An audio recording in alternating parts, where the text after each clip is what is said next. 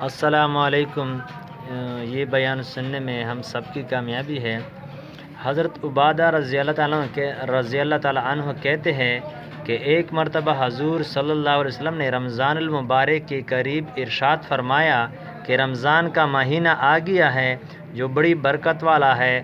حق تعالی شانہ اس میں تمہاری طرف متوجہ ہوتے ہیں اور اپنی رحمت خاصہ نازل فرماتے ہیں، خطاؤں کو معاف فرماتے ہیں، دعاؤں کو قبول کرتے ہیں، تمہارے تنافس کو دیکھتے ہیں اور ملائکہ سے فخر کرتے ہیں، بس اللہ کو اپنی نیکی دکھلاؤ۔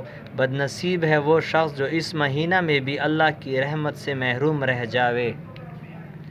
حضرت عبادہ رضی اللہ تعالیٰ عنہ کہتے ہیں کہ ایک مرتبہ حضور صلی اللہ علیہ وسلم نے رمضان المبارک کے قریب ارشاد فرمایا کہ رمضان کا مہینہ آ گیا ہے جو بڑی برکت والا ہے۔ حق تعالی شانہ اس میں تمہاری طرف متوجہ ہوتے ہیں اور اپنے رحمت خاصہ نازل فرماتے ہیں، خطاؤں کو معاف فرماتے ہیں، دعاؤں کو قبول کرتے ہیں، تمہاری تنافس کو دیکھتے ہیں اور ملائکہ سے فخر کرتے ہیں، بس اللہ کو اپنی نیکی دکھلاؤ۔ بد نصیب ہے وہ شخص جو اس مہینہ میں بھی اللہ کی رحمت سے محروم رہ جاوے۔